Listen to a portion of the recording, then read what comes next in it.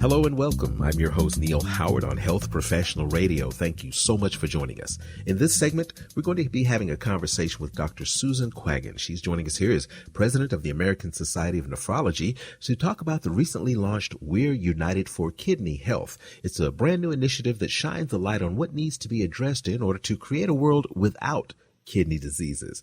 Welcome to Health Professional Radio, Dr. Quaggin. Thank you for joining us. Thank you very much, Neil. I'm delighted to be here. Well, give us a bit of your professional background. I know, of course, I mentioned that you are president of the American Society of Nephrology. What is your area of expertise, and how does that translate into We're United for Kidney Health? Sure. Yeah, I'm a nephrologist, a kidney doctor, and I'm currently practicing in Chicago, Illinois. And I've been a nephrologist now for almost 30 years. I'm also a scientist, so I have a research lab and direct a research institute really focused on trying to identify why kidney disease happens and to develop new treatments. And you asked me, how does that relate to United for Kidney Health? Well, I have been passionate about kidney health since I first entered medical school, and the United for Kidney Health initiative is really trying, as you say, to create a world without kidney diseases. So something that I get up every day and I'm just thrilled to be a part of. The American Society of Nephrology is involved in quite a bit of activities toward its mission. Is that correct? Especially with this brand new initiative. Yes, absolutely. And I don't know how much your listeners know about the American Society of Nephrology. It is a professional members organization. We have 21,000 members in 131 countries around the world. And we have a shared goal, shared focus of ending kidney diseases. And, there's a lot of activity that goes on at the American Society of Nephrology. There are incredible staff. So these are not healthcare providers or physicians, but staff who are also dedicated to move this initiative forward.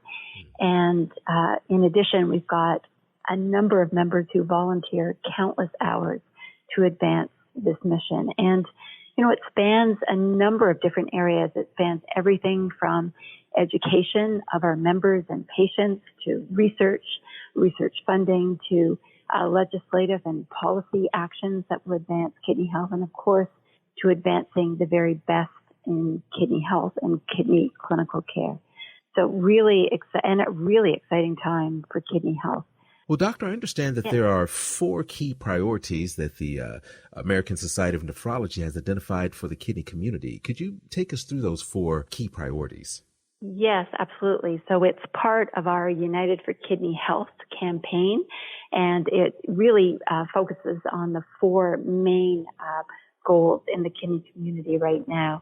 The first is to intervene earlier so that we can prevent patients from going on to develop kidney failure. Transform transplant to make sure transplants are easier and are accessible to everybody. Accelerate innovation. There's so much going on right now in the kidney space in research and clinical care.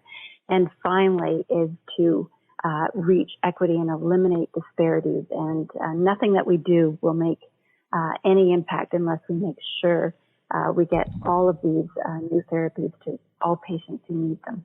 As far as kidney disease is concerned, we'd all love to see a world without kidney disease. That's a pretty tall order. It suggests that maybe a lot of kidney disease is preventable. Is that the case? Yeah. So, this mission statement, we developed this new mission statement in 2019, and I agree, it's bold, it's ambitious, and, it's exactly what we want to see.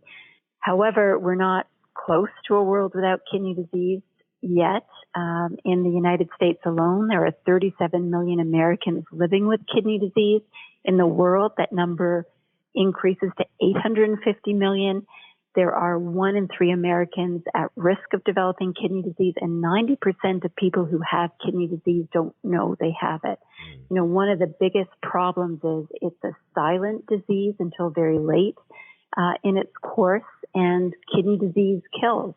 And as you said, suggests maybe we have some things that we can do. And that is absolutely true. Over the past 5 years, we've had amazing advances in how we can manage and prevent progression of kidney disease. So we do have the opportunity to really make an impact and to transform patients' lives. You know, the biggest issue is getting the word out there.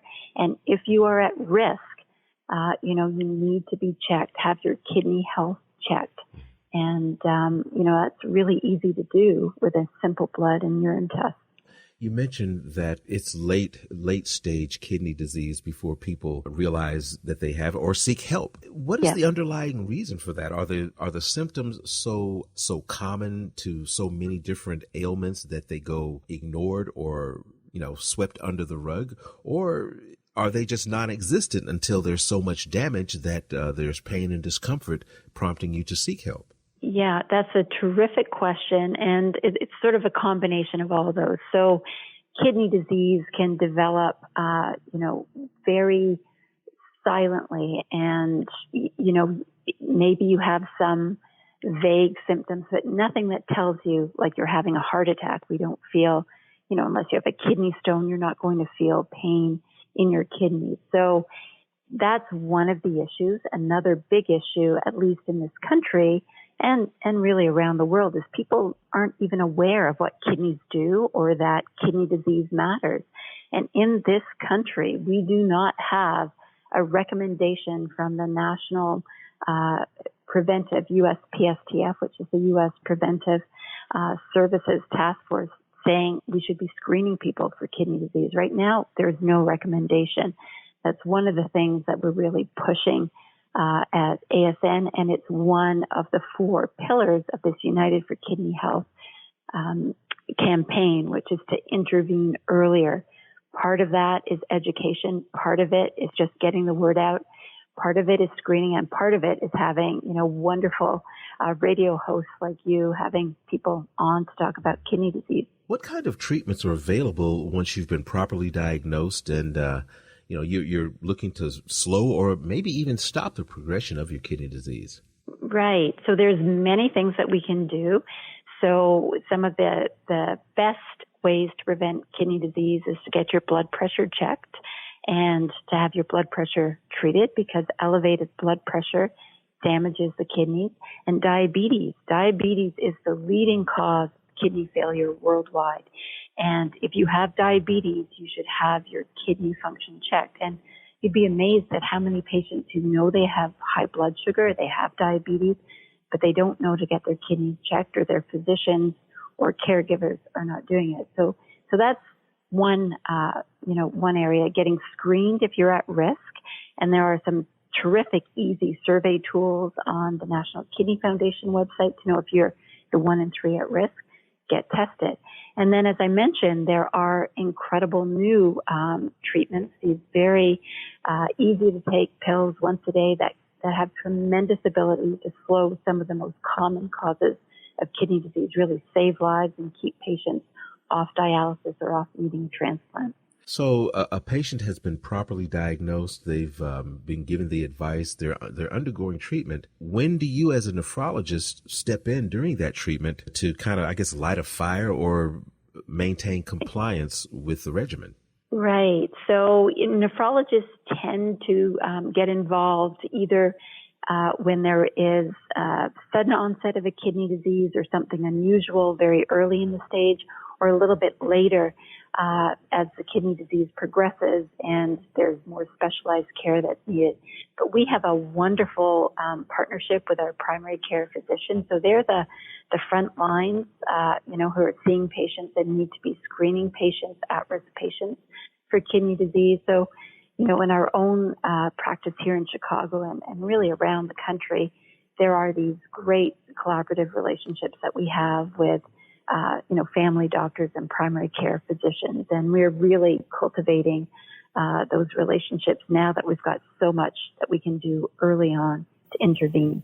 Give us a website where our listeners can learn much more. The website is www.forkidneyhealth.org. So that's 4, the number 4, kidney, KIDNEY, health, HEALTH.org.